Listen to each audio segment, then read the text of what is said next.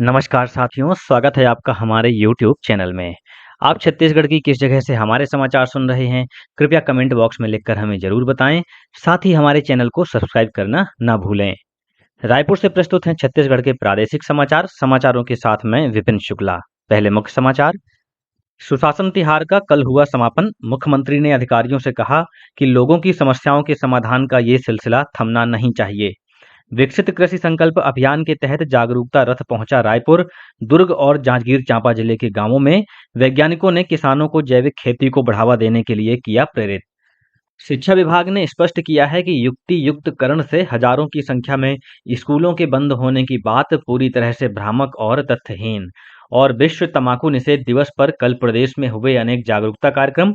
स्वास्थ्य मंत्री ने कहा कि सभी शैक्षणिक और स्वास्थ्य संस्थानों को किया जाएगा तंबाकू मुक्त। अब समाचार विस्तार से। सुशासन तिहार का तीसरा और अंतिम चरण कल संपन्न हो गया। मुख्यमंत्री विष्णुदेव साय कल धमतरी जिले के रुद्री पहुंचे। उन्होंने चौपाल लगाकर ग्रामीणों से बातचीत कर उनकी समस्याएं सुनी। इस अवसर पर मुख्यमंत्री ने धमतरी में हाईटेक बस स्टैंड, ऑडिटोरियम सहित 213 करोड़ रुपए की विभिन्न विकास योजनाओं की सौगात दी। इस मौके पर उन्होंने कहा कि सुशासन तिहार के दौरान प्रदेश भर में 40 लाख से अधिक आवेदन प्राप्त हुए, जिनमें से 95% का समाधान किया जा चुका है। मुख्यमंत्री ने कल धमतरी में आयोजित समीक्षा बैठक में विकसित छत्तीसगढ़ का मंत्र दिया। उन्होंने कहा कि विकसित छत्तीसगढ़ के लिए तैयार किया गया विजन डॉक्यूमेंट एक रोड मैप की तरह है, जिसमें लक्ष्य और दिशा निर्देश स्पष्ट हैं। मुख्यमंत्री श्री साय ने कल रायपुर और धमतरी जिले में योजनाओं के क्रियान्वयन की स्थिति की समीक्षा की। मुख्यमंत्री ने सुशासन तिहार के समापन पर कहा कि लोगों की समस्याओं के समाधान का ये सिलसिला थमना नहीं चाहिए। जन जन से संवाद और उनकी समस्याओं का समाधान निरंतर जारी रहना चाहिए। विकसित कृषि संकल्प अभियान के तहत छत्तीसगढ़ में वैज्ञानिकों की टीम गांव-गांव जाकर किसानों से सीधा संवाद कर रही है। इसी कड़ी में कल दुर्ग जिले के पहांदुर में जागरूकता रथ पहुंचा। इस दौरान कृषि वैज्ञानिकों ने मृदा परीक्षण, उद्यानिकी और कृषि शिक्षा विषयों पर किसानों से बातचीत की। वहीं वैज्ञानिकों की टीम ने रायपुर जिले के धरसींवा ब्लॉक में मलौद और सलियारी गांव में किसानों से बातचीत की। कृषि वैज्ञानिक डॉक्टर सुशील कुमार शर्मा ने मीडिया से बातचीत करते हुए बताया कि उनकी टीम ने किसानों से रासायनिक खाद का उपयोग कम करने और जैविक खेती को बढ़ावा देने के लिए प्रेरित किया। विकसित कृषि संकल्प अभियान रथ जांजगीर चांपा के सिवनी गांव भी पहुंचा। यहाँ के किसान अविनाश मांझी ने बताया कि वैज्ञानिकों ने किसानों को उन्नत खेती के अंतर्गत फसल चक्र और पशुपालन के फायदे बताए। गौरतलब है कि विकसित कृषि संकल्प अभियान 12 जून तक चलेगा। इस दौरान प्रदेश के 13 लाख से अधिक किसानों से संपर्क करने का लक्ष्य रखा गया है। स्कूल शिक्षा विभाग ने कुछ संगठनों और व्यक्तियों द्वारा फैलाई जा रही युक्ति युक्तकरण से हजारों की संख्या में स्कूलों के बंद होने की बात को पूरी तरह से भ्रामक और तथ्यहीन बताया है। विभाग ने कहा है कि युक्ति युक्तकरण की प्रक्रिया का उद्देश्य किसी की पढ़ाई रोकना नहीं, बल्कि शिक्षा की गुणवत्ता और संसाधनों का बेहतर उपयोग सुनिश्चित करना है। राज्य के कुल 10,463 स्कूलों में से सिर्फ 166 स्कूलों का समायोजन होगा। इनमें ग्रामीण इलाके के 133 स्कूल ऐसे हैं जिनमें छात्रों की संख्या 10 से कम है और 1 किलोमीटर के दायरे में दूसरा स्कूल संचालित है। इसी तरह शहरी क्षेत्र में 33 स्कूलों में विद्यार्थियों की संख्या 30 से कम है। इस कारण इन स्कूलों को बेहतर शिक्षा के उद्देश्य से समायोजित किया जा रहा है। इससे किसी भी छात्र की पढ़ाई प्रभावित नहीं होगी। बाकी अन्य 10,297 स्कूल पहले की तरह चालू रहेंगे। शिक्षा विभाग ने लोगों से अफवाहों से सावधान रहने की अपील की है। कल विश्व तम्बाकू निषेध दिवस मनाया गया। ये दिवस विश्व स्वास्थ्य संगठन द्वारा तम्बाकू के उपयोग को समाप्त करने के लिए एक वैश्विक पहल है। इस अवसर पर देश प्रदेश में जन जागरूकता से संबंधित विभिन्न कार्यक्रम आयोजित किए गए। प्रदेश के स्वास्थ्य मंत्री श्याम बिहारी जायसवाल ने कहा है कि शैक्षणिक और स्वास्थ्य संस्थानों को तंबाकू मुक्त बनाए जाने के लिए विशेष प्रयास किए जा रहे हैं। राज्य के 19,000 से अधिक शैक्षणिक संस्थान तंबाकू मुक्त घोषित किए जा चुके हैं। इसके अलावा हर जिले की 5 ग्राम पंचायतों को धूम्रपान मुक्त घोषित करने की पहल शुरू की गई है। इस बीच विश्व तंबाकू निषेध दिवस के मौके पर महासमुंद जिले में विभिन्न जागरूकता कार्यक्रम आयोजित किए गए। प्रदेश में कोरोना संक्रमित मरीजों की संख्या बढ़कर 6 हो गई है। राज्य सर्विलेंस अधिकारी डॉक्टर खेमराज सोनवानी ने बताया कि प्रदेश में स्थिति नियंत्रण में है। उन्होंने कहा कि यदि किसी व्यक्ति को सर्दी, खांसी, बुखार, सांस की तकलीफ हो तो वे तत्काल डॉक्टर से संपर्क करें। आतंकवाद समाप्त करने की प्रतिबद्धता को ध्यान में रखते हुए भारत का 7 बहुदलीय संसदीय प्रतिनिधिमंडल विदेश में अपनी आधिकारिक यात्राओं के दौरान उच्च स्तरीय वार्ताएं कर रहा है। इसी कड़ी में कांग्रेस सांसद शशि थरूर ने कल कोलंबिया की उप विदेश मंत्री रोजा योलांडा विलाविसेनियो और एशिया प्रशांत से जुड़े उनके वरिष्ठ सहयोगियों से मुलाकात की। श्री थरूर ने कहा कि भारत ब्रिक्स देशों के साथ संबंधों को बहुत महत्व देता है। डीएमके सांसद कनिमोई के नेतृत्व में एक और सर्वदलीय प्रतिनिधिमंडल इस समय लातविया की यात्रा पर है। प्रदेश में अतिशेष प्रधान पाठकों और सहायक शिक्षकों की पद स्थापना के लिए काउंसलिंग की प्रक्रिया जारी है। कोरबा में कलेक्टर अजीत वसंत की उपस्थिति में अतिशेष प्रधान पाठकों और सहायक शिक्षकों की पद स्थापना के लिए काउंसलिंग शुरू हुई। प्रथम चरण में वरिष्ठता के आधार पर अतिशेष प्रधान पाठकों की काउंसलिंग की गई। काउंसलिंग में शामिल शिक्षकों के नवीन पदस्थापना आदेश भी जारी किए गए। राज्यपाल रमेन डेका ने कहा है कि हमारे देश और राज्य की अर्थव्यवस्था को सुदृढ़ बनाने में महिलाओं का योगदान उल्लेखनीय और महत्वपूर्ण है। राज्यपाल ने बालोद में स्व सहायता समूह की महिलाओं से मुलाकात के दौरान ये बात कही। राज्यपाल ने कहा कि महिलाओं को अच्छी आमदनी हो सके, इसके लिए उन्हें लगातार नई नई तकनीक और उपायों को सीखना होगा।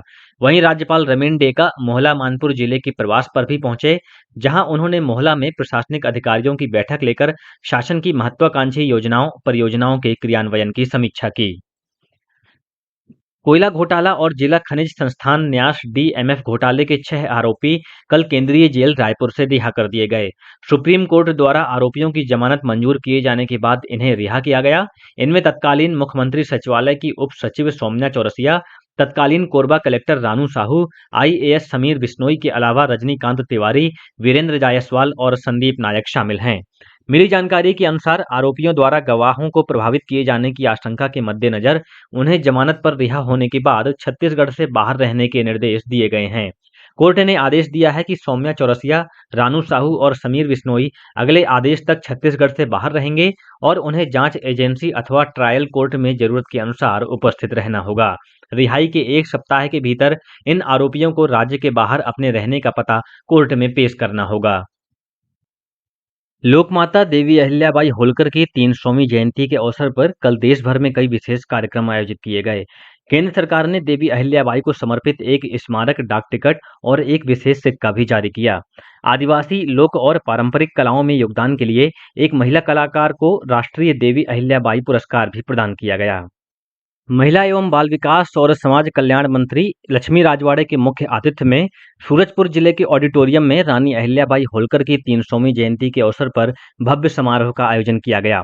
श्रीमती राजवाड़े ने इस अवसर पर प्रदेशवासियों को शुभकामनाएं देते हुए रानी अहिल्याबाई होलकर के जीवन और कर्तव्य को नारी शक्ति की प्रेरणा बताया। श्रीमती राजवाड़े ने कहा कि रानी अहिल्याबाई होलकर ने कभी भी हिम्मत नहीं हारी और हमेशा अपनी प्रजा की भलाई के लिए समर्पित रहीं। उन्होंने कहा कि रानी अहिल्याबाई ने स्त्रियों को समाज में निर्णय लेने का अधिकार दिया और विधवाओं एवं वंचित वर्ग की महिलाओं की शिक्षा को प्रोत्साहित किया। उन्होंने अपने जीवन से ये संदेश दिया कि स्त्री केवल सहनशीलता की प्रतीक नहीं, बल्कि नेतृत्व, चेतना और परिवर्तन की वाहक भी है। इस अवसर पर सम्मान समारोह का भी आयोजन किया गया, जिसमें जय दुर्गा स्व सहायता समूह को डोर टू डोर कचरा संग्रहण और स्वच्छ भारत मिशन में योगदान के लिए प्रशस्ति पत्र प्रदान किया गया। राष्ट्रीय ग्रामीण आजीविका मिशन में अपने योगदान के लिए माधुरी भंडारी को उनके उत्कृष्ट कार्यों के लिए सम्मानित किया गया। इसके अलावा स्वास्थ्य विभाग की कार्यकर्ताओं को भी सम्मानित किया गया। श्रीमती राजवाड़े ने भटगांव स्थित सांस्कृतिक भवन में आयोजित त्रिशताब्दी समारोह में भी भाग लिया।